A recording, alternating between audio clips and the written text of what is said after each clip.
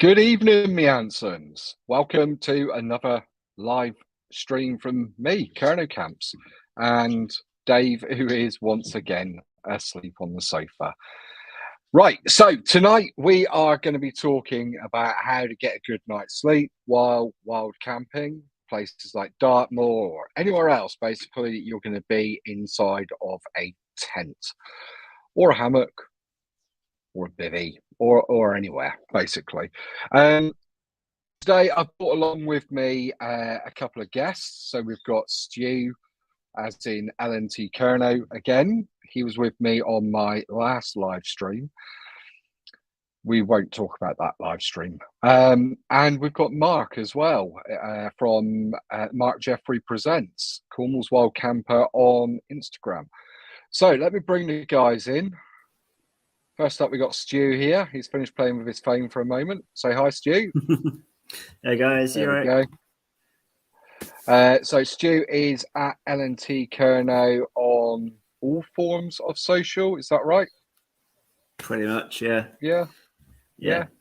And then we've got Mark Jeffrey Presents. Mark Jeffrey Presents is not at Mark Jeffrey Presents on all forms of social media. Is that right? Yeah. Sorry, I'm a bit one of those confusing people, and it's because Mark Jeffrey Presents my podcast handle. You see, when I was doing my podcast, and I've just got to change it all around. But it's Cornwall Wild Camper on Insta, and my new YouTube channel is Mark Jeffrey Presents. Well, there we go. So now we know everybody. Ideal. So then, guys, thank you very much for joining me tonight. I have got a little announcement to make before we start getting too far into the stream. And that is that the great man Colin from Outdoor Gear Essentials has offered up a giveaway for tonight's live stream in the form of a light AF mat, sleeping mat, and you've got one of those there, haven't you? There we go, one of those tiny little super lightweight closed cell foam sleep mats. So that's going to be given away at some point during the stream. And also a Niaflume pack liner as well. It's like a super lightweight, very strong pack liner. So two great little items to give away on the stream later on today. We've got people already popping up in the chat. So first of all, before we start getting into anything, let's say hi to Tours and Moors and random Hato, who says, I have the perfect answer. Remove hearing aids. Let wind rock you to sleep. Bonus is no snoring noises from your mate either. Many as well have some bonus to being deaf. Well, there we go. I don't think I've encountered random Hato before, but thank you very much for joining us. Right then, guys. So what is the very first thing you think of when you are trying to get a decent night's sleep in your tent? Being warm. For me. Sorry, Mark. Being warm. That's exactly what I was going to say. Warm. It is, isn't it? Being warm is absolutely essential. If you're cold in any way, shape or form and you're tucked up inside your tent, you don't sleep. And you don't warm up at all, do you? You stay cold. Yeah.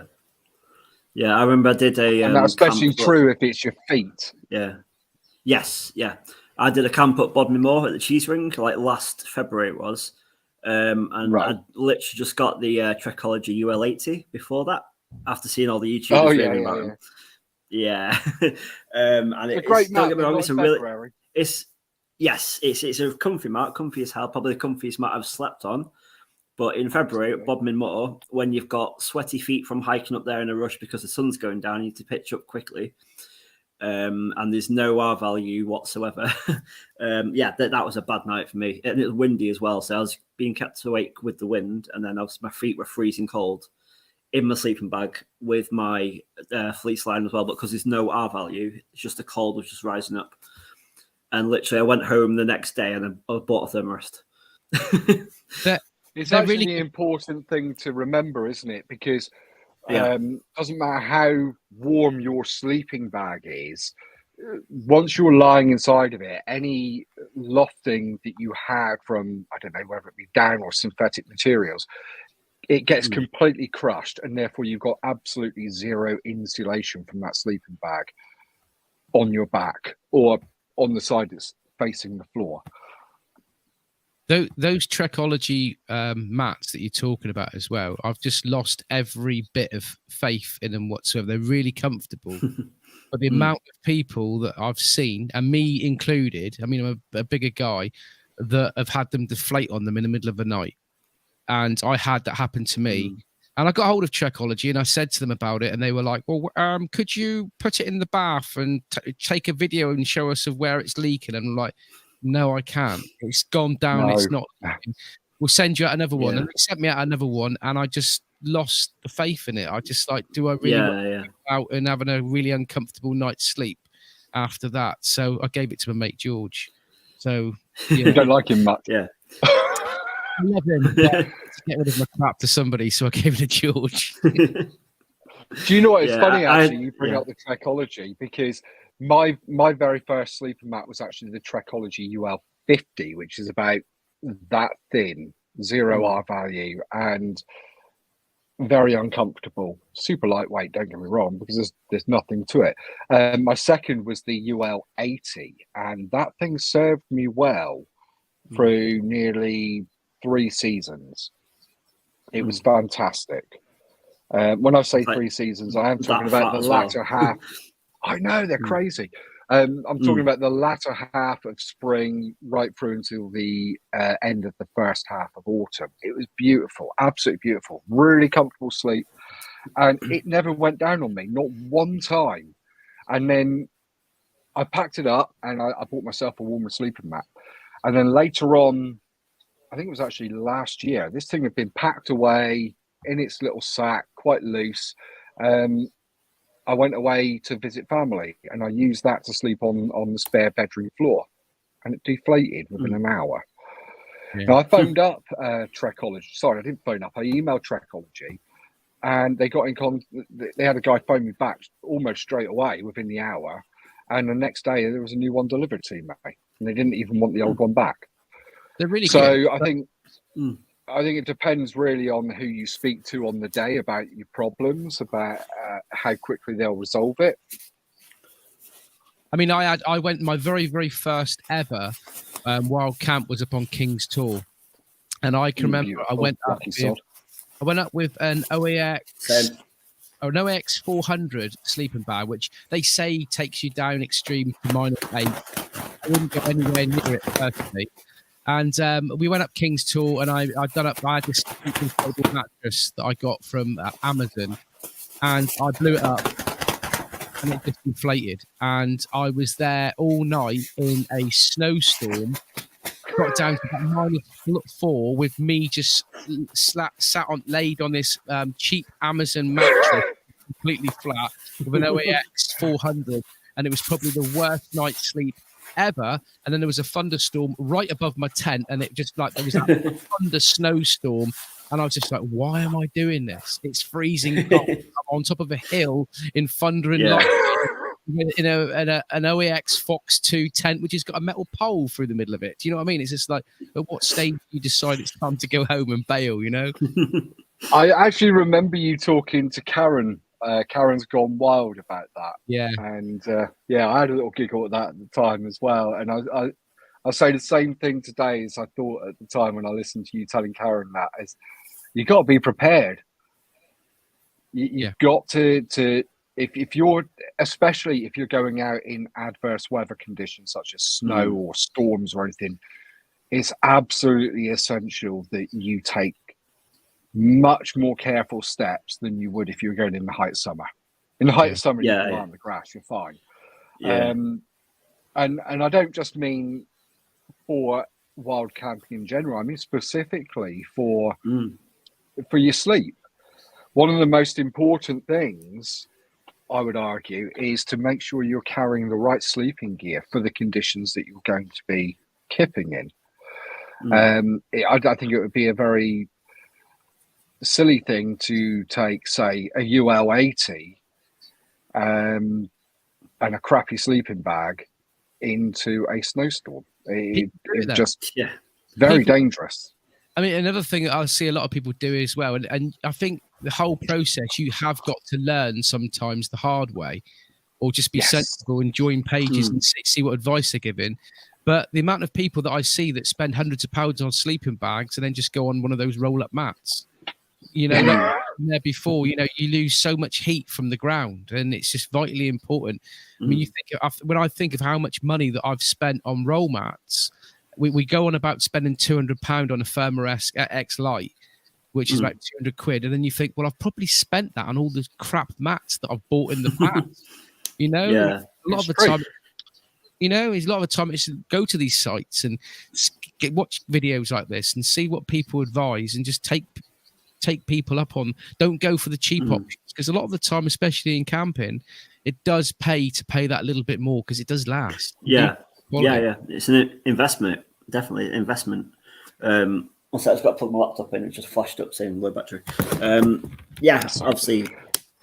It's better off, if you're getting serious about this hobby and you want to do more of it, is to invest your gear as and when you can, and upgrade stuff. Like, say, obviously I had the UL80, and then I had that awful night's sleep on Bodmin Moor, and it was freezing cold. And then, like I say, I did a bit of research while I was up there. Actually, that night I was watching YouTube. I'd been eyeing up the Thermarest X-Therm for a while, and then I think I watched the Hayes Outdoors video, and he said he'd had his for 7 years. And for the price of it, I think he paid about 180, because he obviously bought it a few years prior. He's definitely got his money's worth for it. And I looked that night, and I think they were about $215 or something. And I'd literally just been paid. So I went on, there's an app called Zilch that I use quite a bit, where you pay in installments, like interest-free every 2 weeks. Yeah. I was like, sod it, I'm pulling the trigger, I'm getting one. So I got it, and then, you know, it's the best purchase I've made so far with camping. I think a lot of if you can. Oh, absolutely. There's a lot of advice out there from YouTubers, which is generally start cheap and then work your way up if you find that you like it. Yeah. The problem that I found for a few people in my communications since doing this wild camping malarkey is that they follow that advice, and they have such a terrible, terrible night, whether it be because they were cold, they were uncomfortable, or they got wet or whatever, that's the end of it. They're not doing any more wild camping. They've had enough. Whereas if they'd spent that extra 20 quid on a better sleeping bag, or they'd spent an extra 30 quid on a decent set of base layers that they could sleep in, it would have made a world of difference to them. I am now of the opinion, having gone through those particular steps myself, of buying cheap and buying twice, buying 3 times, buying 5 times, that really what you should aim for is spend as much as you can afford. Yeah. Not spend as little as you can. Yes, definitely. What do you guys think? Well, I started off rather than camping on the moors. I started off doing the Cornish coastal path as a bit of a hobby. Yeah. And I went on Amazon, and I just done what I think most people do to start off with, was just buy all of the stuff on Amazon, cheap cooking pots, you know, all that sort of stuff.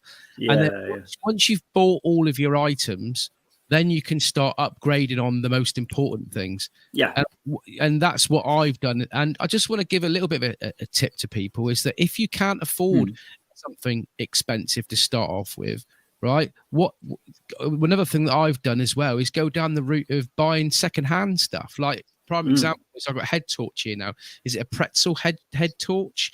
I know it's wicked, mate. Yeah. I know not very focused here. Stu's seen it in action up on Dartmoor. It's 500 looms torch. It's not the Actic, is it? No, I've got the Acticore. He's got one that like the Mountain Rescue use. It's a beast. Yeah, it's the Nio, Nao, Nio Prezzo, and it's like 200 quid to buy new. And I'm like, I'm not spending 200 odd quid on a head torch. I managed to go to a marketplace and somebody was selling it for 30 quid, and I went there around there and I snapped his hand off. Like, wow. So I paid 45 for my Acticore.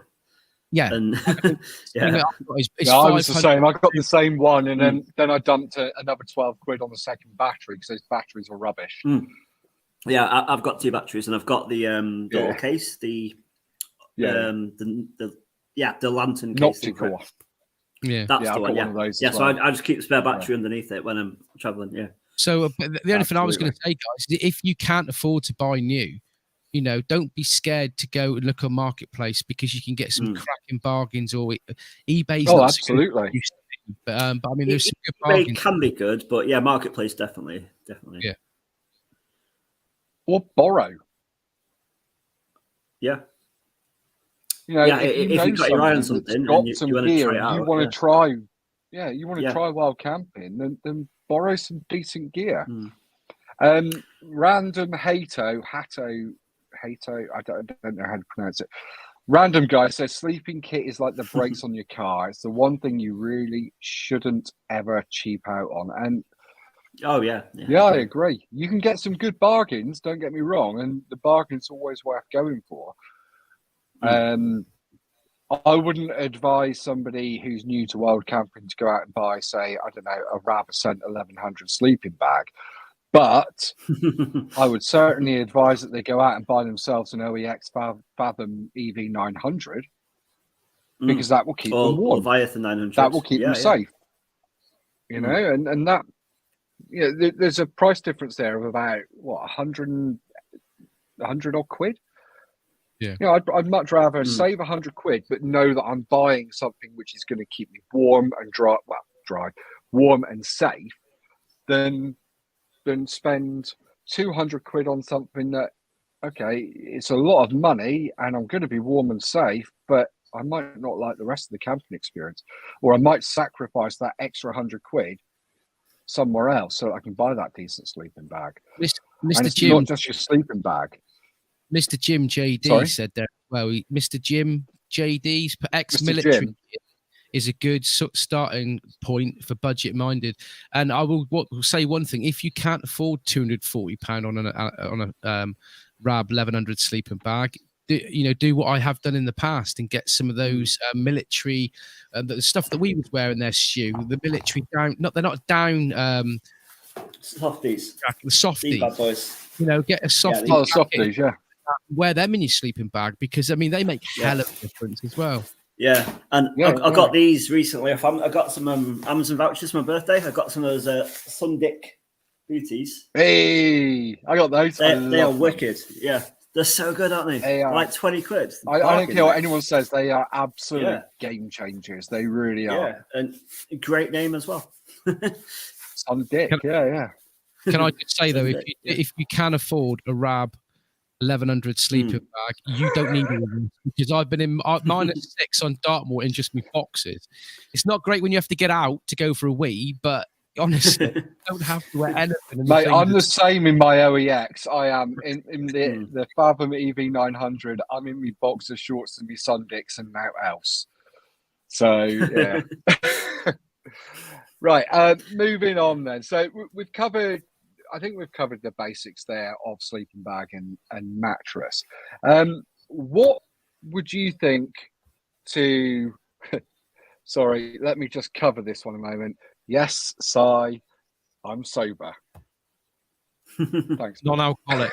I don't know. I can't speak for anybody else. I've got a bit in here, but I'm not drunk. So. West Country Wild Camping, my mate Ash, he says Sundicks are the best. Hey, Ash, yeah. Absolutely. They are wicked.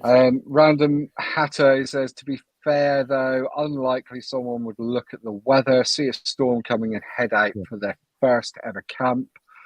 Far more likely it'd be a 3-season first time. Yeah, I think you're right there, mate. Most people, not I'd me. say 2 out of 3 people, that would be the case, certainly.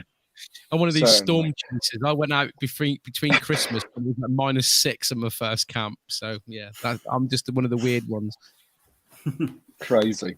So what are your let's talk about routines. For me, my routine that helps me get a good night's sleep, and it took me a fair few camps to develop, after listening to a load of BS from other wild campers. One of which, let's go back a few years, shall we? So my first ever wild camp on Dartmoor, I ended up at Foggingtall Quarry, and I listened to a YouTubing wild camper who said the best way to make sure you get a good warm night's sleep when you're camping in the cold, and bloody hell was it cold, was to actually get out of your tent, strip naked out of your clothes, spend a few minutes outside of your tent until you're really freaking cold, and then jump straight into your sleeping bag. And I listened to that, and it was bloody horrible. And I filmed it as well for YouTube. There is a silhouette of me in the nude on my first ever video. Yeah, so go and have a look. I might have to after this. Can I just say, if anybody is watching this, just a bit of advice: make sure that 10 Tools isn't on that weekend or something, because the last thing you want to be doing is getting out of your tent naked and having loads of children go past, because you will be spending the night in Dartmoor prison rather than on the moor. You're not wrong. You're not wrong. So going back to it then. So what really good routines do we have? Now, mine consists of, right, so an hour before I go to sleep, I stop drinking anything. No more liquid passes my lips. All right, so that's the first thing. The second thing is I start to close down my tent, doubly make sure that my sleeping bag is all lofted up. Make sure that everything inside the tent is ready for me to get inside and go to sleep straight away. Get on, Cole. We've just been speaking about you, mate. Oh, good. Don't worry. So make sure that everything is ready inside the tent. I have a little bit of food as well. I always make sure I usually take with me a Rice Krispie squares. You know those things? Yeah, the marshmallow. They're not square. Yeah, they're rectangle. The rectangle.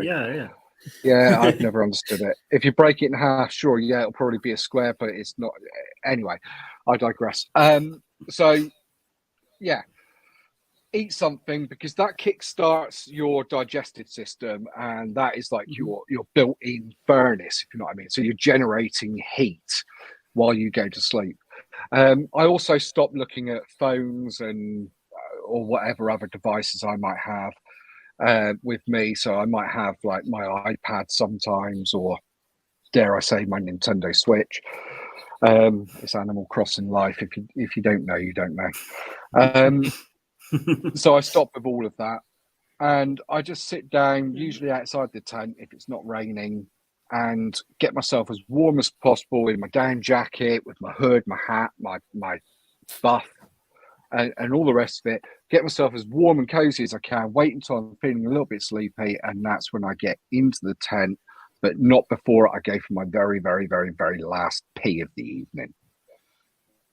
Yeah, it's nothing worse. Because let's face it, if you've got liquid inside your bladder and that liquid gets cold, you're cold. It's pure and simple. It doesn't even matter about getting up and getting out. You're cold if you've got liquid inside you. So I get up, go for a wee, and then I'm straight back into the tent. And that's it. I plug in my earphones. I always listen to an audio book before I go to sleep, just like I do at home every single night, which puts me into some sort of trance, and then I go to sleep. And that works for me. That really works for me. It's very rare now, after building that little routine, that I find myself waking up during the night, needing to get out of the tent, go to the toilet, losing all that warmth from inside my sleeping bag, all that warmth from inside my tent, going outside, getting freezing cold, finding a rock to pee against, stepping in muck, trying to get back in the tent with the condensation all over the fly, slapping me in the face, and all the rest of it that really wakes you up. None of that anymore. That works for me. So what about you guys? Have you found anything that routine-wise that works for you?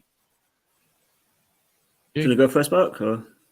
No, you can go first, mate, because I've not really got much to say on this matter. I have, but I'll let you go first, mate, because you're more important than me. Okay. That's why he's up there. Right there.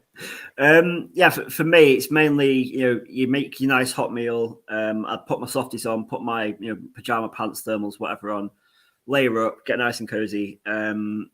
This is after we've, on the Christmas camp, remember, Mark, went for that walk, didn't we? Yeah. It was freezing cold. It was like -6 to -8, I think it was. Absolutely freezing cold, snowing, icy as hell.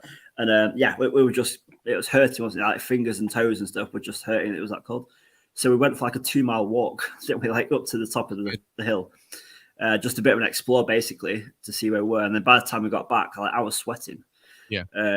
So then, we sat around for it, didn't we? I think we had some mulled wines. It was Christmas.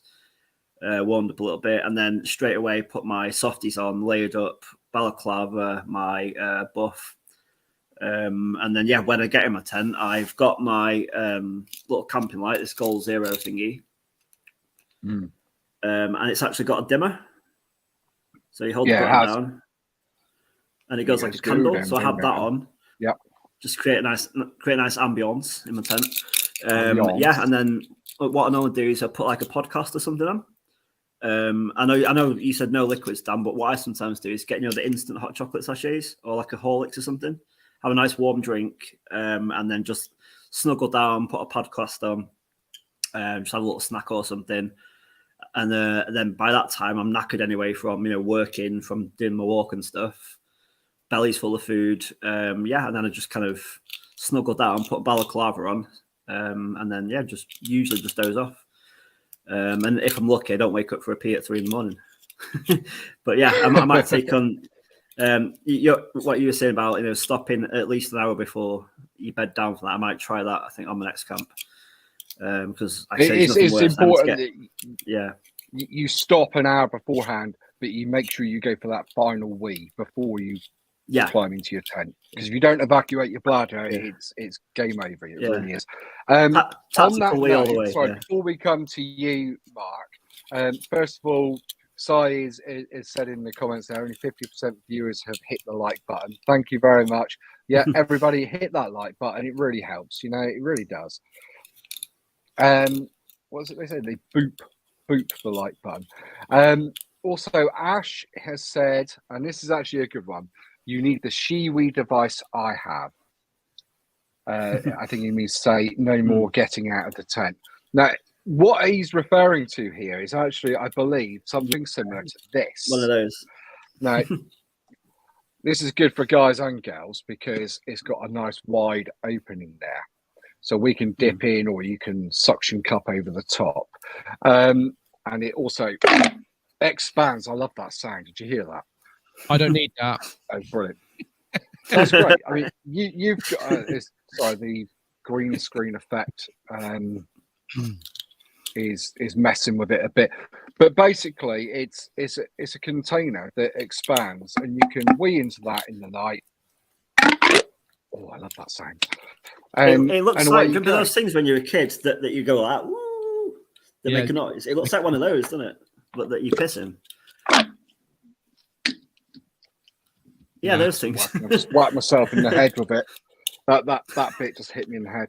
I hope it was empty then. Yeah, I think that's what Ash is referring to. Is that right, Ash? Now, I've had this since Ash recommended it to me about a year ago. I've never used it because I built my nighttime routine and I don't need to anymore. Yeah. So, Ash says, that's the one. So, you're absolutely right.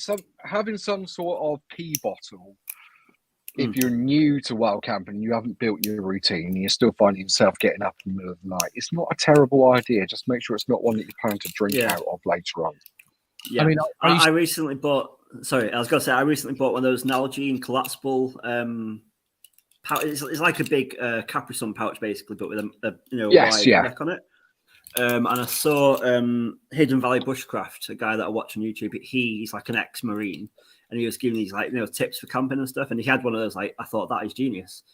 So I've not used it yet, but that is always in my little toiletries bag.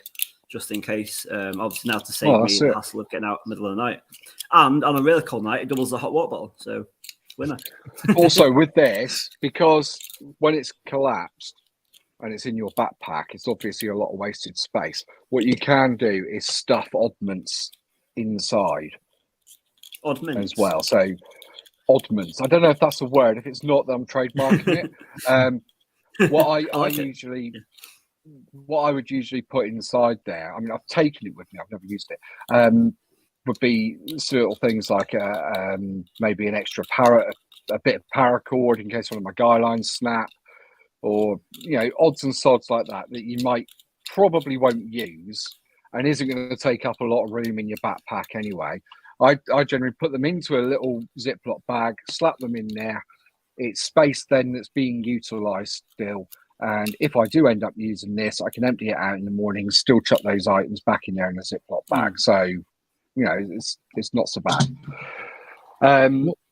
So there we go. So that's go on, Mark. We've left you out of this bit of the conversation. One thing that I use is I went to a festival years ago called Kendall Calling, and they were giving away free water bottles, just like your normal drinking water bottles.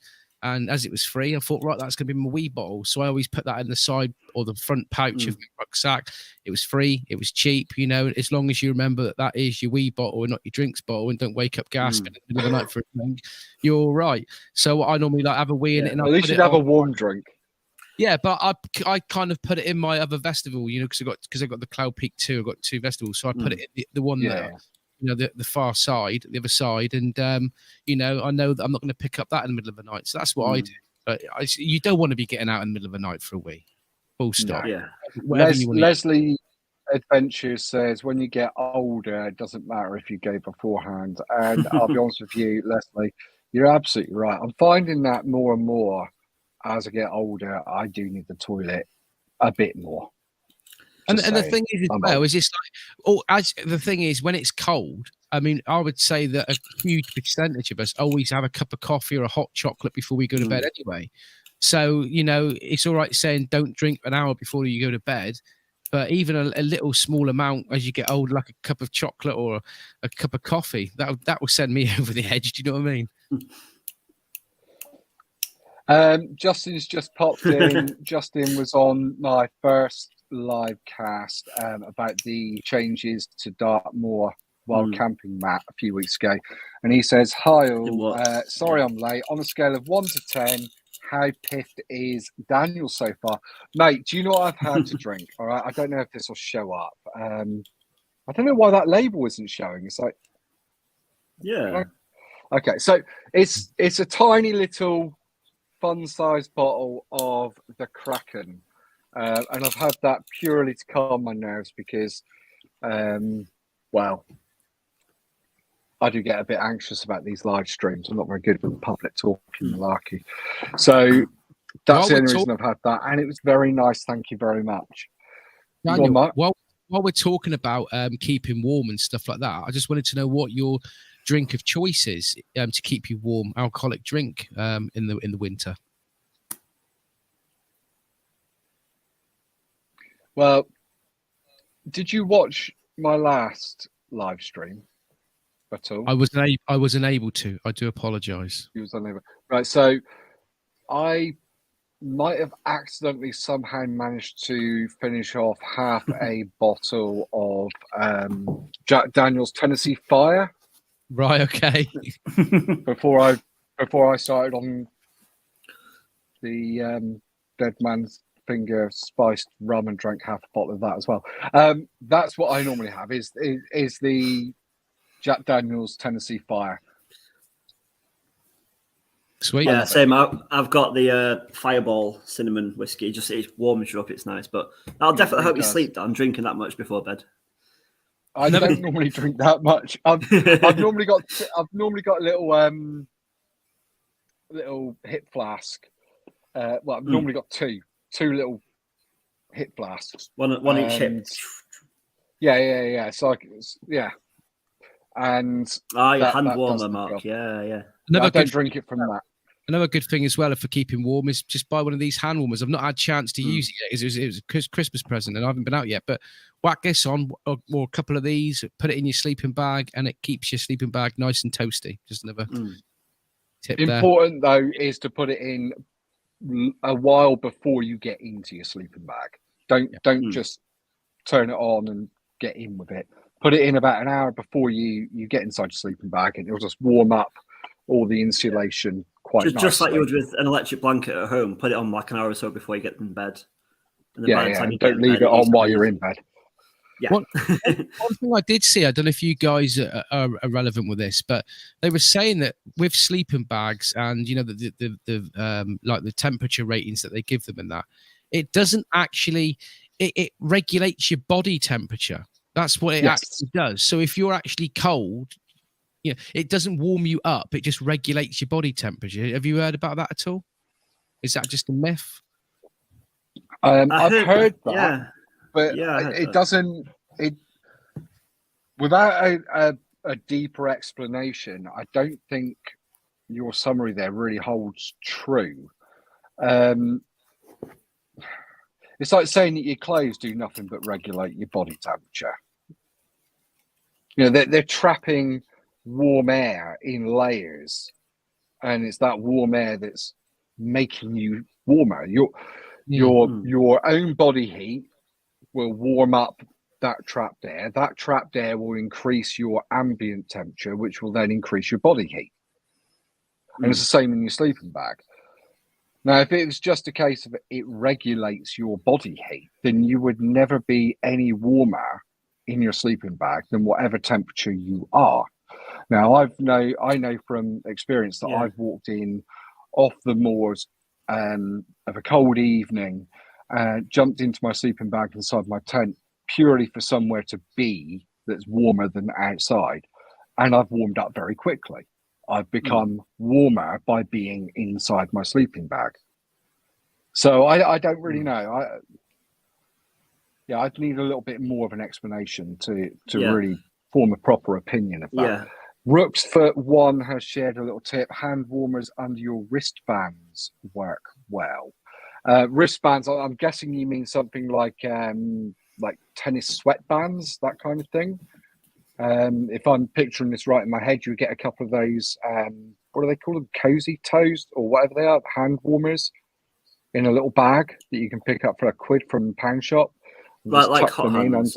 Hot hands, that's it. Yeah. And just chuck them in underneath a couple of wristbands or something. That would be a good idea. Or perhaps those leather rockers studded wristbands, perhaps. I don't know. Maybe. I imagine like friendship bands wouldn't be particularly good. Loom on bands. That subject, actually, Leslie says hot hands, 1 in each sock, will keep you warm all night. It will certainly keep your feet warm all night. I don't know about your whole body, but as we discussed earlier before the live stream started, if your feet are cold in the night and you cannot warm them up, you're in trouble. Yeah. You will be cold all night long. It's the worst thing.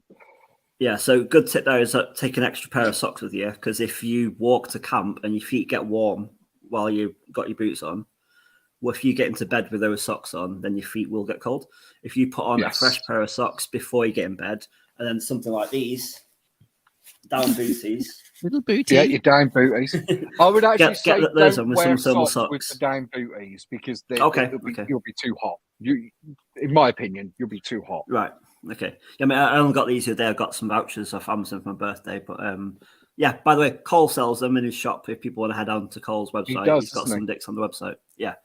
But one of the other things I take is these, which is a little bit more accessible for most people. It's just really thick, warm woolen socks, and these are literally there just for sleeping in. I would not wear them while I'm hiking. I would not wear them the rest of the week. Any other time, they would be just my sleep socks for in bed. And another good option, similar to that, is obviously I'm a labourer in the construction, so for work I have to sometimes go in the morning when it's freezing cold. I bought some heat holder socks from Screwfix, like $6.99, and they got like a tog value of like 2.5 or something. But those are just nice, thick, fleecy line socks for like £7. Absolute bargain. Worth it, isn't it? Yeah, absolutely. Get a couple of pairs of those, keep them in your camping gear, and then they're great. Another tip as well. On the way to college the other night, I was listening to it's a podcast called the Woadsman Podcast. Right. It's mainly like kind of bushcraft related, but they were talking recently about cold weather camping. And they went into a bit more. But what you're saying about the layers and the warm air, and they kind of explain that in a bit more detail. I put it on the WhatsApp group the other day. I don't know if you saw it on there, but if you go on Spotify, the Woadsman Podcast, I think they got a YouTube channel as well. Up a bit. The Woadsman Podcast. Okay, we'll have a look at that. Yes. So, like I say, it's mainly bushcraft orientated, but it's bushcraft, wild camping, adventures, that sort of stuff. They just basically sit around the campfire and just talk shit for an hour. But they have some pretty, helpful tips a lot of the time, especially on this recent one. It was about cold weather camping, so definitely check that out if you're interested in the topic tonight. Coming back to Rooksfoot, he says sweatbands or a wound over double buff. Good idea.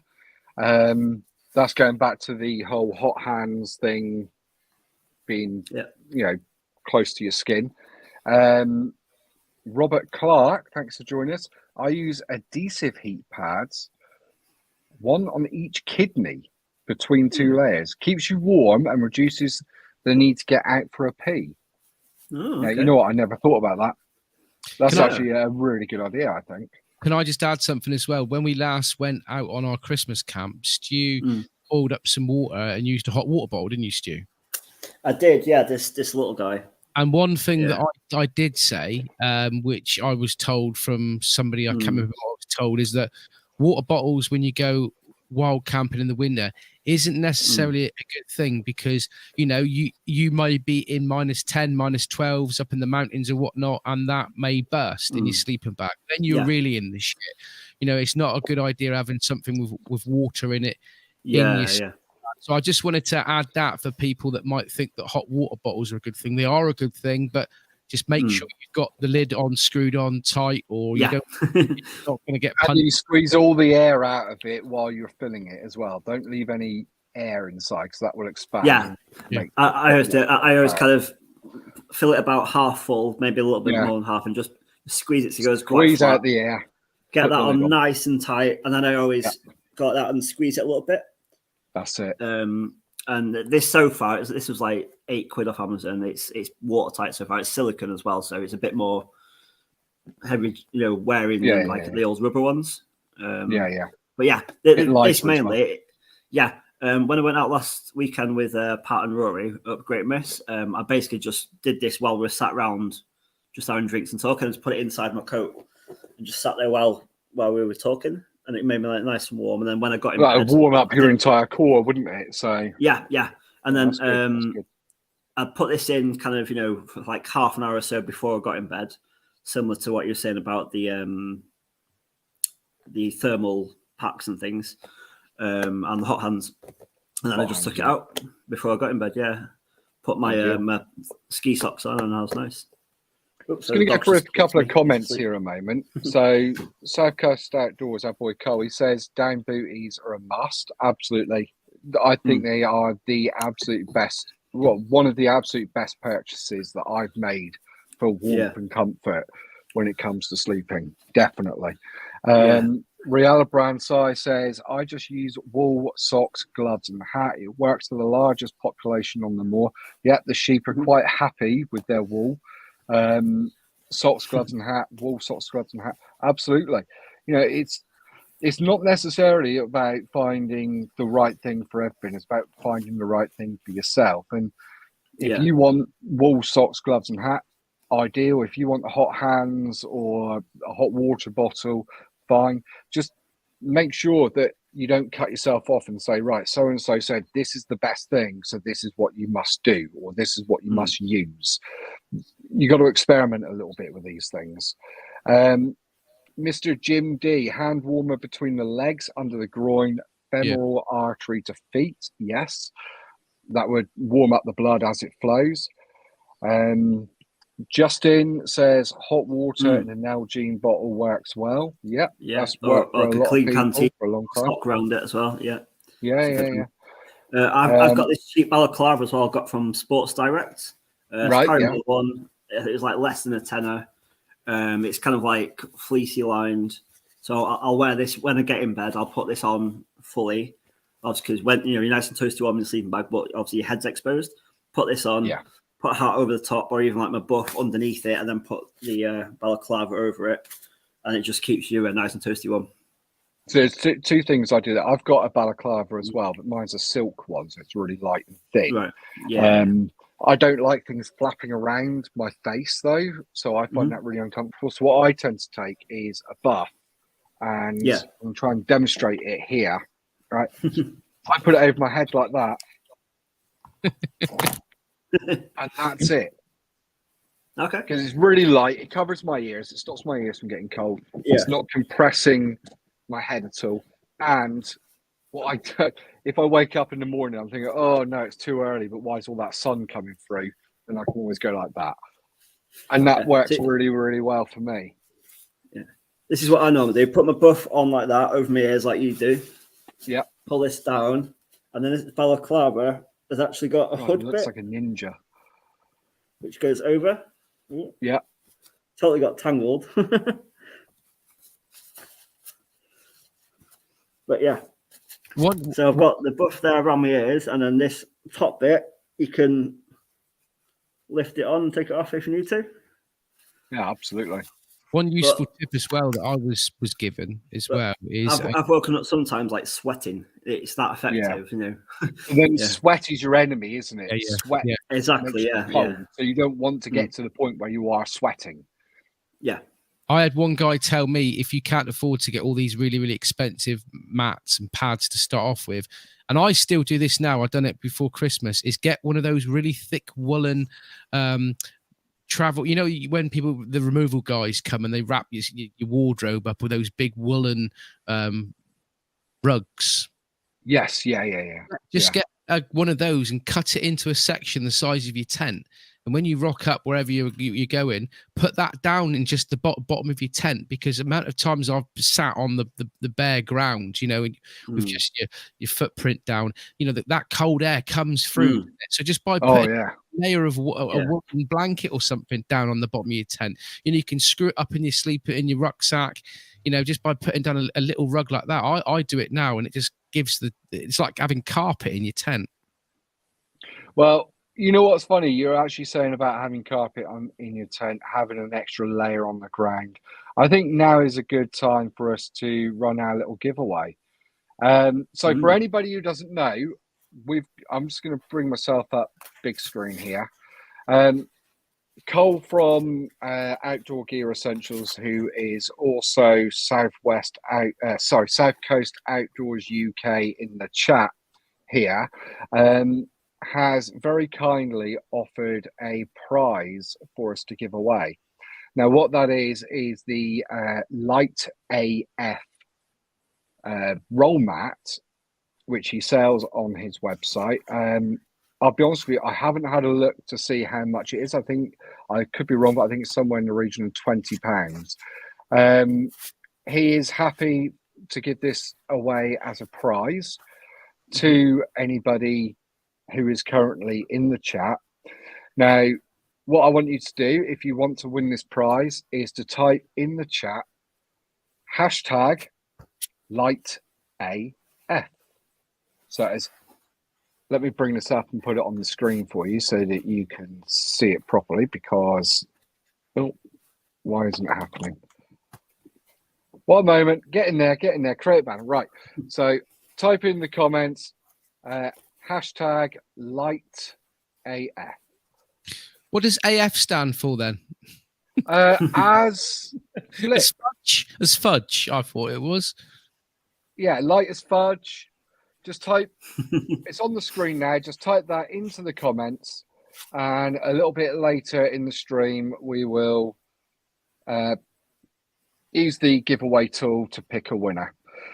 So I'm going to leave that up Is on it- screen yeah. for a bit while we carry on Decent little talking. mats. I bought one off Cole, like, was it a year and a half ago, 2 years ago, I think. And it is a great little mat. It is literally light AF. It It's rolls great down because to it's nothing. not just it's not Fits just the inside your mat, bag. is it? Yeah, it's great.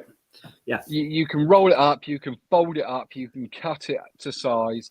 It will serve You can as an use it as a extra sit layer of pad. protection at the bottom of your tent. It will Yep. provide an extra layer of insulation. I think the R value on it is something like 1. It's a very minimal amount, but it's something. You can use it for that. You can use it as a sit mat. You can use it as somewhere to kneel down while you're setting up your tent, your tarp, your bivvy, your hammock, or whatever. It's also a good item to use as like a chair liner. So if you've got a camping chair and maybe it's got a little bit damp in the night air, you can put it down over the top of that because it is waterproof and it will protect your butt from getting wet on your chair. It's got many, many, many uses. So and it weighs, well, it's light AF. It weighs next to nothing. So I think it's an absolutely fantastic prize, and it's an item that I've toyed with buying over and over and over again. But personally, I've never got round to it. Sorry, Cole. The other item that is going to be given away, and it's going to be given away with the light AF mat. We're not going to do it as a separate. It will come with a pack liner. That's a Niaflin pack liner, which is a super, super lightweight. Well, essentially, it's a bag. It's a see-through bag which you can place inside of your backpack, and it will help protect the items inside your backpack from getting wet.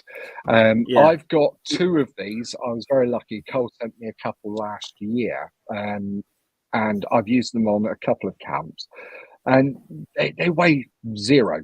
Absolutely. Yeah, zero. I'm looking at Cole's website now. It says they weigh an ounce. The 36 by 20, 36 by 20 inches. So they're decent size, and they weigh an ounce. They're quite large. And that light AF pad weighs 80 to 90 grams. It says on his website, which is nothing. Well, there we go. So I don't know if you can hear in the background, but my dog is dreaming at the moment, and he's making some yippy noises. So I do apologise if you're picking that up.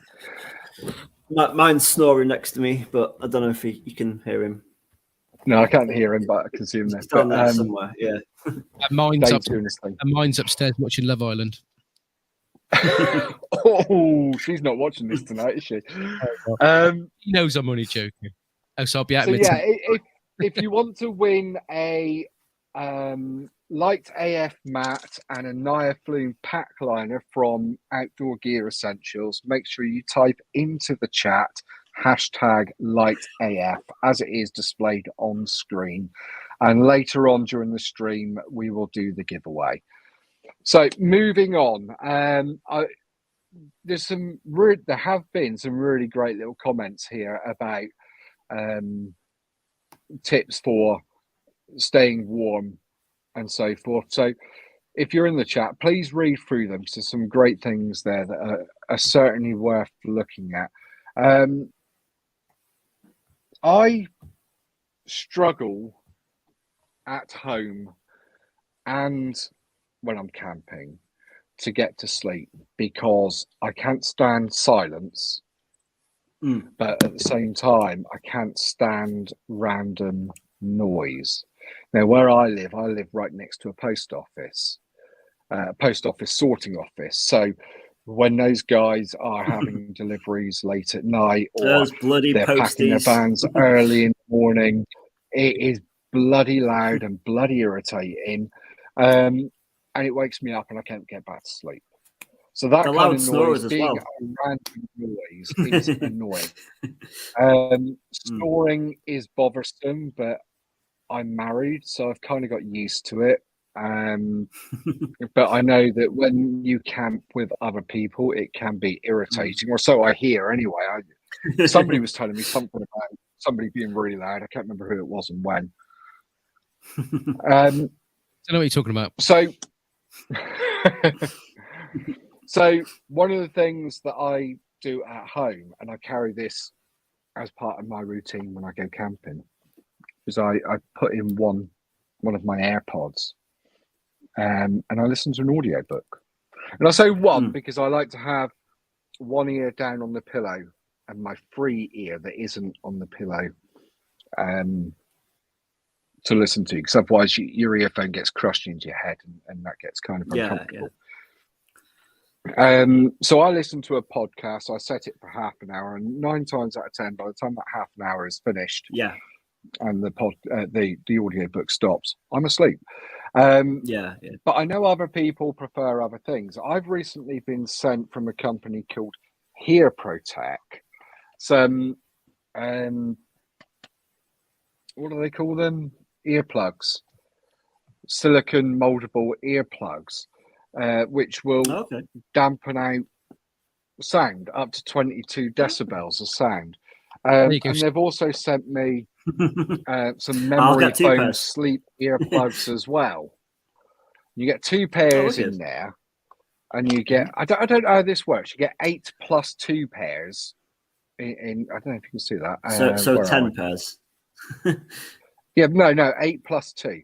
No? They sent me these to review, and they've actually sent me some to give away as well. So, but I haven't done my review. I haven't done my unboxing yet, and the reason being is I haven't been camping very much lately. These ones I'm worried about trying, because I've got a feeling they're going to make it feel like I've got something blocking my ear. Whereas these ones, I don't know if you can see the picture there. These are a bit more like earphones. I think they'll be a bit more comfortable. So I'm looking forward to trying these out when I next get out camping. Some people use earplugs. What do you guys use anything to deal with exterior sound or silence to help you get to sleep? Well, I'm doing carpentry at college, so when I go on a Tuesday and Thursday, we have like it's like almost like a kind of sweet dispenser on the wall with these little squishy plugs in. So whenever I'm using like say the table saw, table router, anything that's noisy, we've got the ear defenders, but I always kind of grab a couple of those as well and put in my pocket. So I've got a stash of them when I go camping now. Just keep a couple of those in my bag, and then the nice squishy ones, you just kind of roll them up. Did you realise that? It's free. It's fine. So they're a good option. The squishy, you roll them up, and they kind of you put them in and they expand and they stay in place and they're comfy. I mean, other than that, I also do similar to you do that with the audiobooks, but I'll put my phone under my sleep mat because I move quite a lot in my sleep, so I can't really wear earphones when I go to sleep. I'll roll over and I'll squash them all or fall out. So I'll put my phone under my sleep mat. He's a top right. Yeah, and another. So I'm quite a mobile sleeper as well, but I'm either on my left or I'm on my back. I never ever roll onto my right, but I think that's because I've trained myself over the years. So I don't know.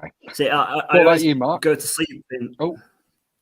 So I was going to say I always go to sleep kind of like on my side, like fetal position, but I always wake up, my head at the other end of the tent or something. So the tent next door. Yeah, I never really have any problems sleeping whatsoever, and if anybody knows me actually personally, they will tell you that I am renowned for falling asleep in unusual places. Like when we went to Ritzy nightclub in Plymouth years ago, I actually fell asleep, stood up underneath a speaker. So I don't really worry about anything like that. I know my boy, he doesn't like the sound of wind and stuff like that. So when we're down the caravan, he's got like these little, it's almost like they're like little like bits of putty that he puts in his ears, that they're like earbuds that mold to the inside of your ear. He wears them and he swears by them. The things that you were talking about there, the jelly things, squishy things, they always pop out. So I never bother sleeping with anything in my ears. What I do go to sleep, before I go to sleep of a night time when I'm camping, I always listen to the Mark Jeffrey podcast show, which is that crap. It always sends me to sleep. Little plug there. But I've got some bone density headphones, and they're made by a company called Shocks. And what they do they sit back there, don't they? Yeah, and they vibrate. They go there, so like on your temple. They're not designed for runners. They're designed for runners, And what it allows you to do is it's keeping your ears free, so you can still hear a horse trying to get into your tent at the middle of the night, but at the same time you can listen to it's great That audio happens. for podcasts. Oh, Yeah. So okay. I use those Shocks. The company is SHOCKZ Shocks. They're quite expensive, but they, mine were about £140, I think. But I'm a bit of an audio geek, and I'm a postie, so I want some. I use them every single day. But Shocks open room Bluetooth headphones. Yeah. Yeah. Okay. Yeah, I've seen them. They are pretty neat. Yeah. And one of the things that you just said a moment ago, Mark, about watching or listening to somebody's podcast. Never heard of the guy. Ash West Country Wild Camping says he rewatches some of his own YouTube videos, and that helps him get to sleep. #boring, #wooden lol. Don't listen to him. He's awesome. Right, this is the last call now for anybody who is wanting to enter the giveaway. All you've got to do is put into the chat box over there #LightAF, and later on we will be doing the draw. Right now I'm actually going to remove #LightAF from the screen, so effectively I'm closing entries at this point. Very, very sorry for anybody who might join later on, but it makes our pretty faces that little bit bigger, which is far more important. Robert Clark says, last time on Great Miss, I woke in the middle of the night, not a sound. I started to count out loud. I was thinking I had gone deaf. So that's a case of too much quiet. Yeah, we were up there last weekend, and it was super, super quiet. It was eerily quiet. Yeah. I love it. There's no wind. I didn't even hear like any sheep or cows or anything. It was just eerily quiet the whole night. It was nice, but beautiful. Yeah. Last time I went up to Great Miss Tour, I was followed by a very noisy sheep, right from about halfway between Four Winds Car Park and Little Miss Tour, all the way to Great Miss Tour, and every 5 seconds, bah, bah, at me. It was looking dead at me the whole time. It was evil. It was terrible. And then the next morning, it was on the other side of the moor, and it done the same as soon as it saw me get out of the tent. On the other side of that, last time I went to Great Miss Tour, we had 50 Royal Marines in their night gear. Yeah, you saw it. That went straight through our camp, right? And we didn't. They were that quiet. They just literally walked through without us knowing until one of my mates spotted them. Amazing how they managed to traipse right through our camp and we didn't hear them. Amazing.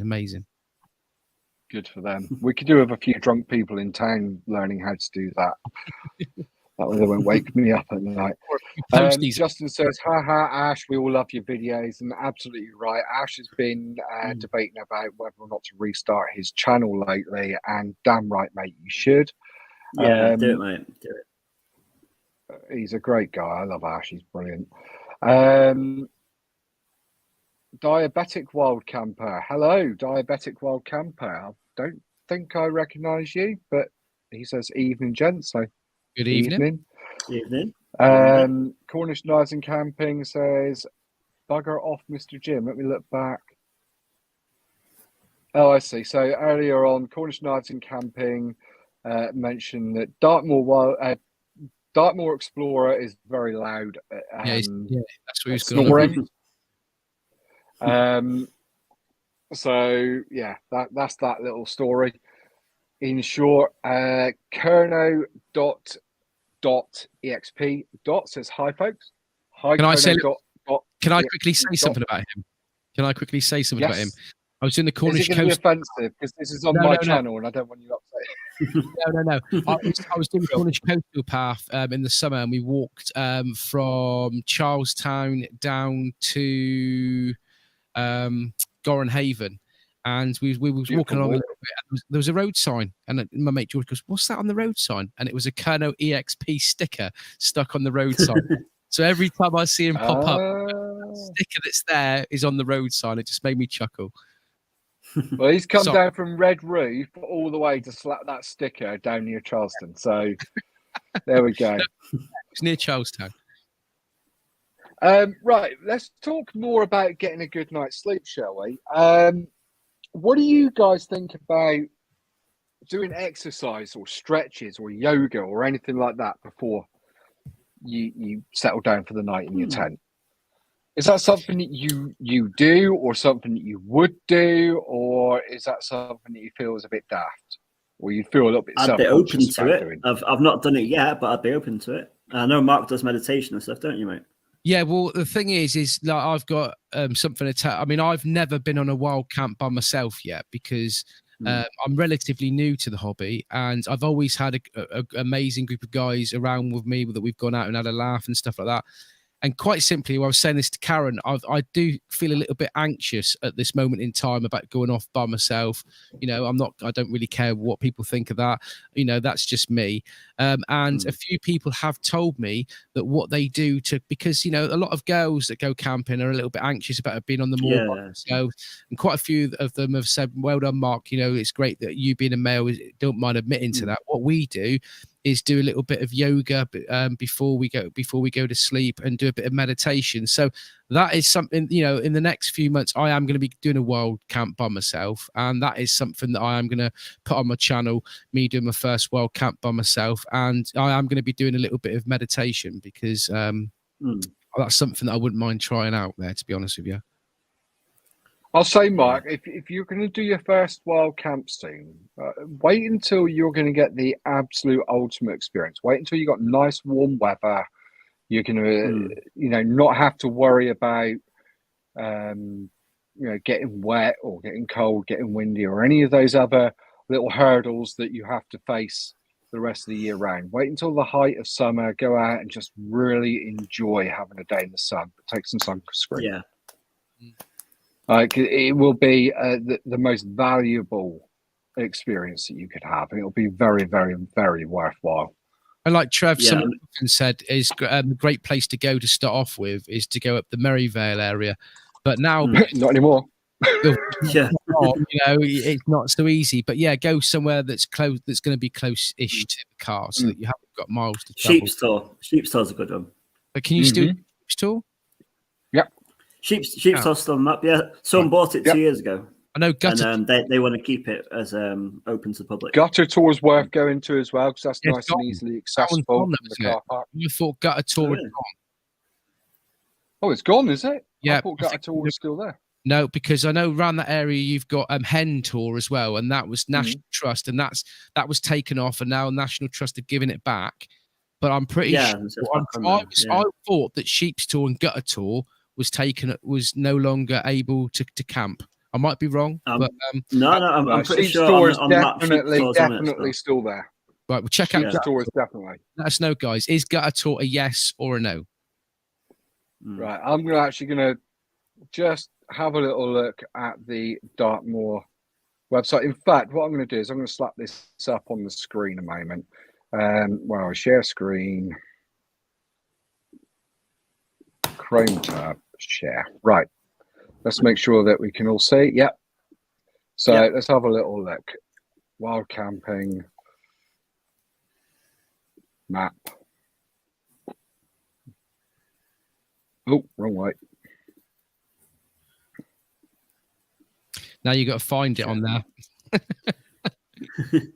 I'll be impressed if he takes his exact. There we go. Sheep's Tour. Right there you go. There you go. Next to Burrow. So Sheep's Sheep's Tour is right here. But Gutter Tour. So Sheep's Tour is still in. But Gutter Tour, I'm pretty sure. It's going to be out, isn't it? Yeah. Sai says it's off. I trust Sai's word. Oh, yeah, never doubt Sai's like Dartmoor Encyclopedia. Yeah. He really is, yeah. But yeah, it's definitely gone. That's a shame. Still got Blowing House. Hen Tour is a really nice tour to go on as well in the summer. That's just you go down to Ditzworry Warren House or whatever it's Ditzworry Warren. Yeah. Go Warren. Yeah. Go across the ford and then go up the hill, and Hen Tour is at the bottom of the screen. That's another good tour to check out. We've done that in the summer back along. It's a nice sheltered tour. views. Unfortunately, I'm really annoyed about Hartlepool's gone. Yeah, I'm really annoyed about Ugra Beacon because that's obviously on Darwall's land, isn't it? And I saw Karen's video a few months ago, and I drive past it every time I go to college, and it looks amazing. Because when I'm driving past it, it's like 4:30, 5 o'clock, just as the sun's starting to go down, and like, the light on it just looks amazing. And that's off limits now, isn't it? So gone. Yeah, gone. So Diabetic Wild Camper says, I'm not going to lie, I would poop myself doing a solo. You know what, mate? That's absolutely fair enough. Yeah, don't be frightened, mate. Don't be frightened of admitting to it. That's just small steps. Small steps. Yeah, and another good tip. Do you know what's funny is I personally I love solo wild camping, but at the same time I hate it. When I started, I was solo wild camping on Dartmoor all the time, and later on, I started camping with other people occasionally. And ever since then, my solo wild camps are not quite as fulfilling. I prefer camping with another human being. I'd only done solo until the Summit or Nothing Patreon camp, where I met Mark. Sorry, I didn't meet Mark. I met Pat and Rory, and then it was it? No, it was. Where was it? Where we went, Mark, with Pat that time? Shellstone. That was my first group camp, and I loved it. And obviously, since then, I've done another 2 Christmas camp at Westmill, and then last weekend at Great Miss. So I've not actually solo camped for like at least probably 6 months now. I've only done groups since then, and I might have to get out for a solo soon. I might do like a hammock camp on the coast again because I found a nice little spot near me. That was a good little video. That spot, I found it just by chance when we first kind of moved to this area of Cornwall, and I thought I'm going to camp there one day. And then I was going to go up Dartmoor, but my missus needed the car, so in the end I decided, right, I'm just going to go up the road because it's literally 3 miles away. Get her to drop me off. I'll walk in, do a little bit of the coast path in the morning, and do a bit of a loop back to where we live. And I loved it. So I'm looking to go back there again soon, I think. Especially now it looks like a lovely spot. I wouldn't mind going there myself because you can have a little fire there. Is that right? Isn't there a fire? It's a great little spot. It's kind of off the coast path, and you go down a bit, and it's kind of like on its own little kind of sticky out bit, and then it opens up. I know you got to fall down the hill and stuff, haven't you? Yeah, but it's tucked out the way, and then at the back of it is like a nice little slope down, and there's some rocks. So what I want to do is take my fishing rod, go down there and like catch my tea, cook it on a fire. That'd be wicked. What is your guys' biggest anxiety when going to sleep in your tent? Or do you not have them? Probably, is it just me being a bit of a wimp? Probably now, accidentally camping in the wrong spot and being woken up and told to move. That's because the map's changed. So being disturbed and moved on in the night? It probably is now. It wasn't before this whole court case scenario. But yeah, I think probably now I'll be a bit more cautious, maybe, of where I'm setting up and when I'm setting up. One of the things that I loved about Dartmoor was the fact that I didn't have to feel that way. And that's kind of been taken away. What about you, Mark? Do you have any anxieties about sleeping in your tent? Well, clearly I do because I haven't done it yet. But it's a really hard question. No, I don't mean solo. I don't mean solo. I just mean any kind of anxiety that might prevent you from falling asleep easily when you're in a tent. Well, when I'm with a group of people, I don't have no problems whatsoever. But obviously there is anxiety there for me that why I haven't done a solo camp yet, but I don't really know what it is. It's quite bizarre. I think it's getting out. I'm very much a person that sometimes avoids getting out of their comfort zone. So I think for me, it's possibly going out to, being by myself. I'd never really have a problem with that, but I don't know. It's possibly the fact that you don't know what could happen. Somebody could rock up in the middle of the night and tell you to move on. And like I say, that was one thing that I was a little bit gutted about with Dartmoor, is the fact, with all these new things that have come in place that has been taken away from us. But I really, really don't know. I don't know whether it's Trev or someone on often doing his Dartmoor tales or, They are super scary. I'm not, when I'm out with my mates, I don't really have any problems. I fall asleep, but I think I'm going to have to do a solo camp and conquer my fears and just get out there, and then I'll answer that question another time. Do you know what mine is? Spiders. Spiders? Freaking hate spiders, man. Have you get many up Dartmoor? Yeah. Check out my Becca Brook wild camp. I woke up in the morning, there were spiders in my tent. There were spiders all over the bushes, absolutely everywhere. The fields that I had to walk through, tall grass everywhere, full of spider webs and spiders. It's terrifying. I'll tell you, when we done our Christmas camp, there was shed loads of daddy long legs, crane flies, wasn't there, Stu? Loads of them, Oh, yeah. Even in like the winter. They don't bother me. Shellstone, They don't bother me at all. But you do get a lot of them when you're camping. A hell of a lot.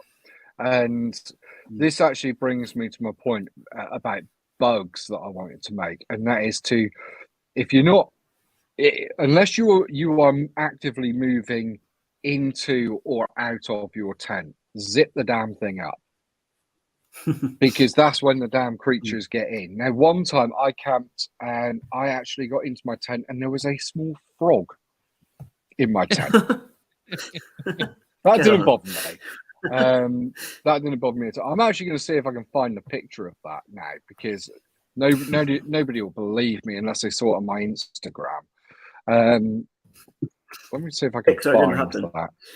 Here he is. It wasn't minute, was it? Oh no, he was about, I don't know. What's big when it comes to a frog in your tent?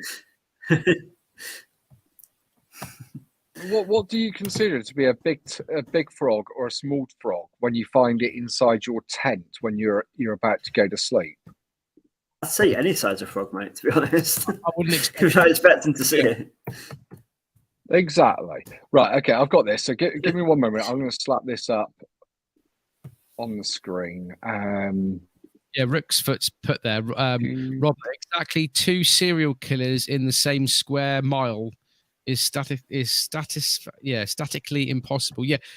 The fact that you're on a moor, statistically, the fact that you're on a moor with a prison where any prisoners could escape any time might make you a little bit anxious. There we go. Stop it. So that's inside my Lanshan 2 Pro, and yes, with the macro lens, is it?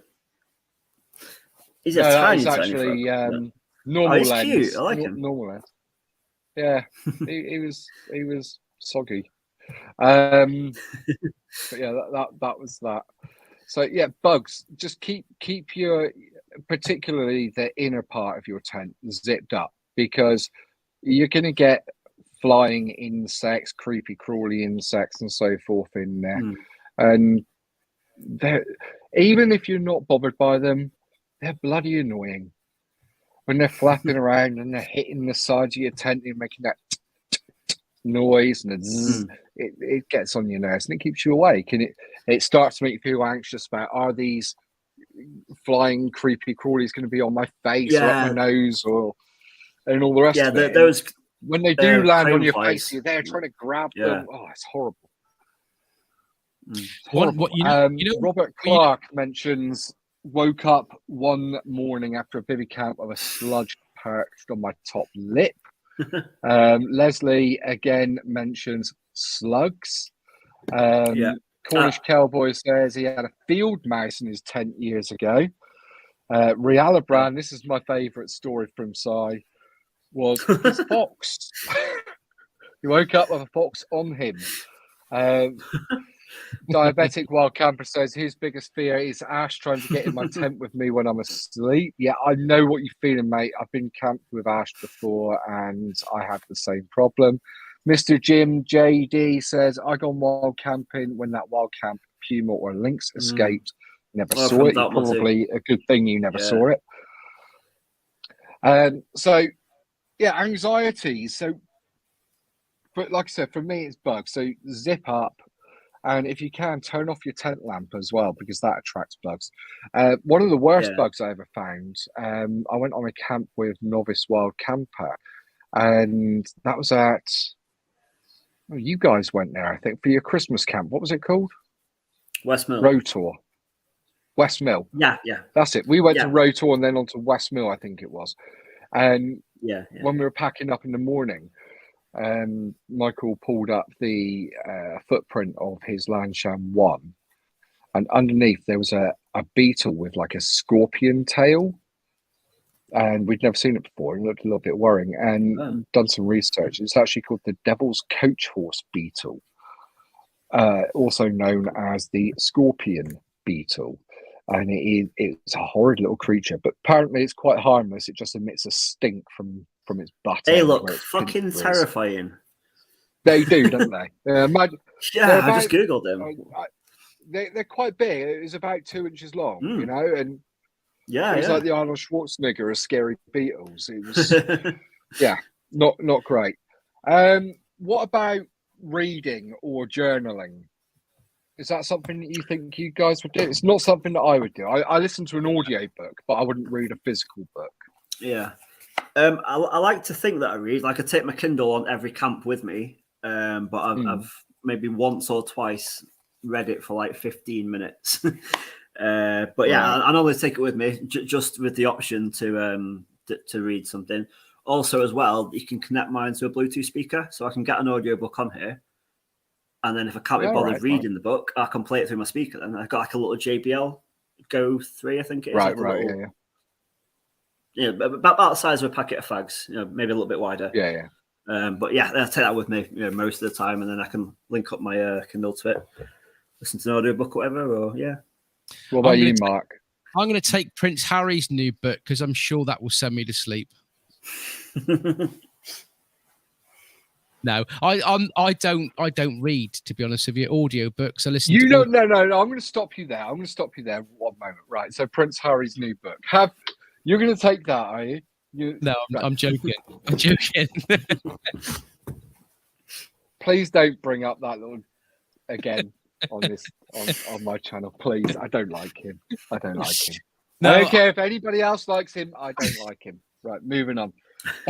Carry on. I don't read. I listen to audiobooks because I can honestly say I've never read a book in my life. I'm not sure if I'm a bit dyslexic or what. I'll read a page and then I don't know what I've read and then I'll have to read it back again. So I've just learned over the years that I still want to get the knowledge. So I just listen to audiobooks. So I listen to an audiobook before I go to sleep or a podcast. I've noticed that. Like, I like the idea of reading books. I'm pretty sure I've got ADHD. So to actually concentrate on something, stick with it. I just get distracted so easy. So to have it on audio under my pillow while I'm trying to get to sleep, that's better for me, I think. Yeah. Than actually trying to read it. And while I absolutely love reading physical books, I find that holding a book hurts me. Yeah. So I gave that up a long time ago and I just listen to audiobooks and that does the job for me. Robert Clark says he listened to a meditation app. And it's very calming. A lot of people will listen to white noise as well, won't they? I used to have an app on my phone called Rainy Mood. It's one called Rainy Mood, and you can basically, I think there's like just rain normally. It's like rain on a tin roof. There's rain on a tent. You can have like thunder while you're in a tent while it's raining. There's little sliders so you can like add, thunder and like things to it. That's pretty good. Like when I lived in my van, I used to sleep better with the rain sounds on. Like say middle of summer, I couldn't sleep and it was too hot. I'd open up the skylight and I'd put like the rain sounds on, and I'd listen to that, right, and I'd fall asleep straight away. So that always helps. Another one as I think well. that's a good idea, like meditation or these rain vids and stuff. Yeah. Couple of drops of CBD before bed, or some what's Magic it called? mushrooms. Valerian. Valerian, that's the one. Yeah, some Valerian or Valerian. CBD before bed. Calms you right down, and you get a really good night's sleep. Knocks you out. Yeah, that Valerian Give that to stuff. the dog I've sometimes. tried that myself. Yeah, it tastes my horrible, wife likes Valerian, but we give it to the dogs when It it's does. like bonfire night and stuff. Yeah. Just don't take those little blue tablets because it'll keep you up all night. You gotta get it erected somehow, haven't you? And sometimes your poles snap, so they're useful. What about using your mobile phone, avoiding blue light and so forth? Is that do you believe in that? Is that something that you feel that would affect your sleep? You know, having a phone casting this strobing blue light in front of your eyeballs, does that prevent you from sleeping? For me, if I've got my phone when I'm trying to get to sleep, it's usually watching a film or something on Netflix or watching like a YouTube video. And even then it's like background noise really. And within like 15 minutes I'll be snoring anyway. So but obviously if I was playing like Angry Birds or something like that, you know, that would keep me awake. But if it's just kind of, you know, I'm laid down and I've got it there in front of me, just, you know, watching it, I usually zone out and just fall asleep anyway. So I find, sorry, carry on. When I've been wild camping, I have fallen asleep quite a few times watching YouTube, you know, wild camping videos or something like that. And I have fallen. Sorry, Mark. I make sure now that I rest my phone against my rucksack and watch it, because the amount of times in the past I've been laid in my sleeping bag with it in my hand like that, and I've actually fallen asleep, and it's bang on my face and woke me up. So yeah, I do make sure that if I watch my phone now, I do perch it on something. Yeah, another good option is there anybody in the chat? Sorry, carry on, Steve. I was going to say the folding tables, the Novice Wild, you know, Mike's little table that he's got. That's good. Flip it upside down. You can put your phone in that, put it to one side of your tent, and then you're not gonna, you know, roll over and whatever. And it's just a nice little keep all your stuff together, your phone, keys, whatever, and it's all there. So I think it's important as well to get a good night's sleep. I think you need to be at least semi-organized in the admin of your tent. The admin, tent admin, organizing all of your gear inside of your tent. Know where certain things are. Know where your bottle of water is in case you get that horrible, disgusting dry mouth that we all suffer in a tent. Or know where your pee bottle is. Know where your headlamp is. Know where your shoes are. Again, it's about, I think, building a bit of routine, knowing that things are always going to be in the same place, so that when you wake up a little bit disoriented in the night, you can easily put your hands down and things are where they're supposed to be. That way you don't wake up, as I've done in the past, and put my hands down to find my headlamp, but it's not where I expected it to be, and had a bit of a panic attack that somebody had been inside my tent and moved things around. Or you put your hand in a coffee or something. So it's kind of important to have that routine. I just want to put it out into the comments section a moment. Is there anybody who's got what they think of as the absolute 100% defining best tip to share for a good night's sleep while in a tent? I don't even know how many people are left in the chat because it doesn't give me a number on my screen. Hopefully there's more than 2. That'd be great. Last time I looked, there was 15 watching, I think. Right. Well, in a minute, I'm away because we are whiskey. I like that. Nice one, Mr. Jim. You're absolutely right, mate. That does help. In the next couple of minutes, I'm going to be doing the draw for the giveaway. So I'm getting that ready on my screen at the moment. Now, I'm going to give you all just one last chance. If you haven't already and you would like to win a Light AF mat and a Naya Flume pack liner from Outdoor Gear Essentials, type #LightAF in the comments, and in a few minutes we'll be doing the draw and you stand a chance of winning it. Can So you what just have we see got? what So we got. Cornish Cowboy said there? Does that count? So first of all we've got whiskey. Diabetic Wild Camper says 12. I don't know what's that's referring to. Watching. Oh, the amount of people. Size just clarified that, saying 12 left, but only 7 likes, which kind of sucks, really. Only 7 likes. We're putting a lot of effort into this, aren't we, Guy? Cornish Cowboy says, "Does self-pleasure count, mate? You know what? Why not?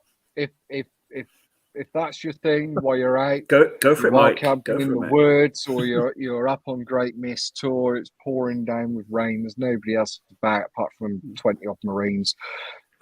Go for it. You know." Whatever. Oh, he says only joking. I suppose I wasn't supposed to put that up on the screen. I do apologise. If you can't get on do star jumps because it's raining, warm up inside. It's fine. Absolutely. You might need, though, what would be handy if you are going to go down that route, though, Cornish Cowboy, is actually one of these pee bottles, because it'd be great for catching any dispelled liquid, Moving on. Robert Clark says, take a fat...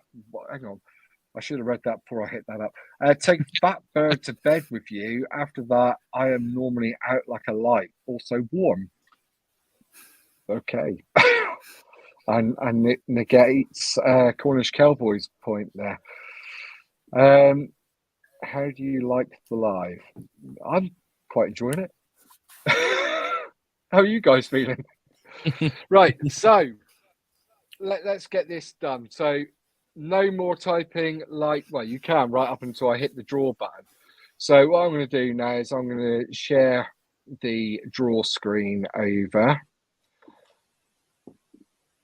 So we can all see that. Yep. So we've got the giveaway tool up. So this is the live stream with Mark Jeffries Presents and L&T Kerno.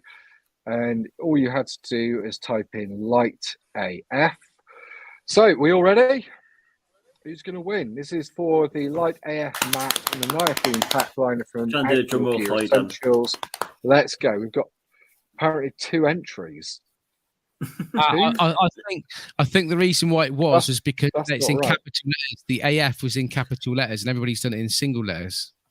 Yeah. Right. Okay. In that case, Diabetic Wild Camper, you've not won. I'm going to actually draw this again. And how about giving one of the prizes and do a draw for the other one? For the other. No. Hang on. What's going on here? I've lost it all now. You don't want to see all this stuff, do you, about how to do it? Right. Let's try again. I'll tell you what. Diabetic Wild Camper and Leslie, if you can both write #LightAF one more time, but use all lowercase like everybody else has done. Once you've done that, I will do the draw one more time.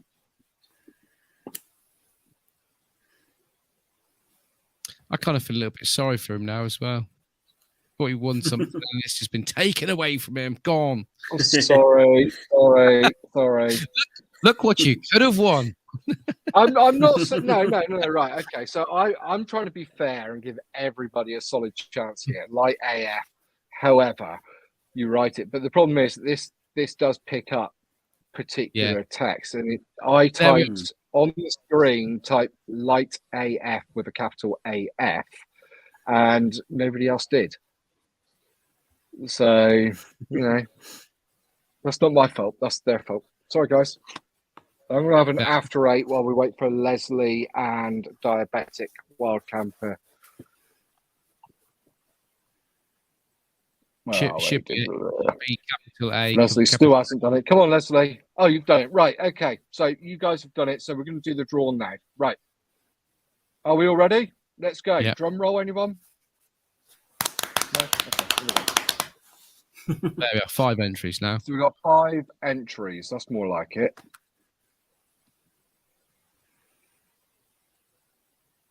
Ooh, I think it's going to be Diabetic Wild Camper. No, yeah, no. Oh, it is! Get in, mate. So you won it anyway. It was meant to be. Congratulations, Diabetic Wild Camper. You've won that. Mate, if you don't already, can you please hit me up on Instagram at KernoCamps send me a message. I will collect your address and pass it on to Cole, who will send that out to you. I'm saying that, I'm presuming that you've got Instagram. If you not, then you can hit me up on Linktree. And on Linktree is my email address and all my other socials. So that is Linktree/KernoCamps, which I will. Or your put on the OnlyFans screen. page. You got your OnlyFans page. Sorry? You got your OnlyFans. No, I don't. You know what? I was actually thinking about adding that to there, but it's not at KernoCamps, you see. It's at Broken Toenails. Is my OnlyFans. I don't really get a lot of requests on there, which kind of sucks. I've not made any real money or had any views or anything. But hey. Anyway, so thank you very much. Diabetic Wild Camper, again, either hit me up on... Oh, I didn't put that up on the screen, did I? Either hit me up via my Linktree. You can get my email address, my Twitter, and Facebook, and Instagram there. Contact me through one of those. Make sure that you tell me that you are Diabetic Wild Camper. If you tell me your name's John or whatever it is, then I will not know. I will not remember. You are the winner. Thank you very much. And thank you again to Colin at Outdoor Gear Essentials. I keep wanting to say Go Outdoors. That's not him. That's somebody different. Outdoor Gear Essentials. A great place to go for all of your camping needs, whether that be a pair of Downs booties by Sundix or light AF mats and pack liners, pegs, tents, all sorts of gear. I've had from him. I've had a couple of tents now. I've had my lunch fans, pack liners, a few other odds and sods.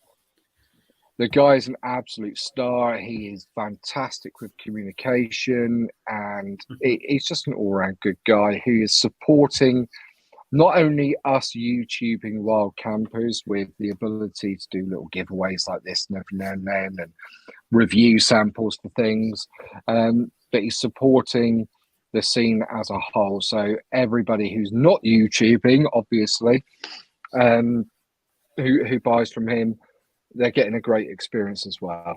So thank you very much. Diabetic Wild Camper says, I follow you on Instagram. I'm Scott. Ain't got a clue, mate. I'm pretty terrible. Sorry. I've got the memory of, I don't know what. Sorry, carry on. Can I just say as well, I bought a tent off Cole back along, and he was absolutely world class at communicating with me. There was a little issue there, and it was sorted out no problem whatsoever. And a really, really good guy to buy stuff from. Communication was fantastic. Yeah, I bought my lantern off him a while back, and then I bought the ram's head hooks. You know, the metal clips that you. I've had those as well. Yeah. And he sent me a video telling me how to attach them to the tent because I couldn't figure out how to do it. So thanks for that, Cole. Legend. Yeah, they are a bit of a bugger to do, but worth doing. It's definitely a worthwhile upgrade. Sorry, there we go. South Coast Outdoors UK says, Colin says, more tents in soon. Big brand. Ooh. Exciting. Ooh. Big brand. Is he using the word big as a clue? Could it be Big Agnes? Who knows? I don't know why I'm presuming that. At any rate, so guys, thank you very much for joining me. Thank you, everybody in the comments who have contributed and had discussions. It's been an absolute blast. I've really enjoyed it. But I am going to call this one quits a lot earlier than the 4-hour broadcast that we done last time, Steve. I'm pleased about that. Because I'm going down the pub. I need to finish up my drink. No. Seriously, though, that went on a little bit too long. Mark, this is the first time you and I have chatted face to face. We obviously we've chatted via WhatsApp and Facebook in the past. So, mate, nice to meet you. Little thing that I know about you, or I think I know about you. You used to be, or I don't know if you still are in some way, affiliated, associated with, or broadcasted with North Cornwall Broadcasting, NCB Radio. All right, you knew that, did you? You tracked me down. Yeah, yeah. I helped set you guys up. Oh, right. I used to have I used to have a computer shop in Bodmin, and I sorted out your computers for you. Oh, sweet. Yeah, back when Aaron started it all up. So yeah, I do know a little bit. Yeah. Not a lot, but I know a little bit. Is that the one you did advert for in like your early podcast, Mark? When you gave a shout out to the guy who did the computers, or is that someone else?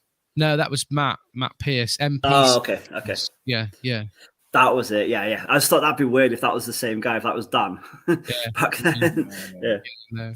My advert played on that station for a long time, but anyway, guys, again, thank you very much for joining us, and really, really appreciate it. Yeah, it's been good, mate. Enjoyed Can't it. wait to have you on again, and thank you again to absolutely everybody in the chat. You've been fantastic. Look forward to doing another one of these in a few weeks' time. I've just realised something. For all of, hang on. Let me get rid of this banner, because this is, sorry, not that banner. No, I'm losing everything. Let's get rid of that and that banner. Oh, good. I was going to say, if you're not already following these guys, Stu has a YouTube channel which is at LNT Kerno, and Mark down there, And Mark Instagram Jeffers as well. Presents. Yeah. Both of those are their YouTube handles, and obviously, if you've come here from one of their channels or whatever, I'm Kerno Camps. I'm fantastic. Everybody loves me and all that crap. Comment, like, subscribe, follow all of us. We'd all really appreciate it. We're all small channels that are growing. Mark, I think, is the youngest, the baby amongst us, so he definitely needs a couple more hits on the red button. Stu's growing Check out nicely. his podcast as well. His podcast is great. Yeah, as you know, Mark's got a voice for radio. He's got a great voice. I really like listening to Mark. I'm joking. And a face, yeah. He's got a face for radio. It's been great. We've still got 10 people. I'm going to sign off now. I'm going to say goodbye all. Thank you very much. And I look forward to doing this again. Take care and good night. Yeah. Thanks so much, guys. Cheers, buddy. Bye. Cheerio. Bye. See you later. Bye. It's not going.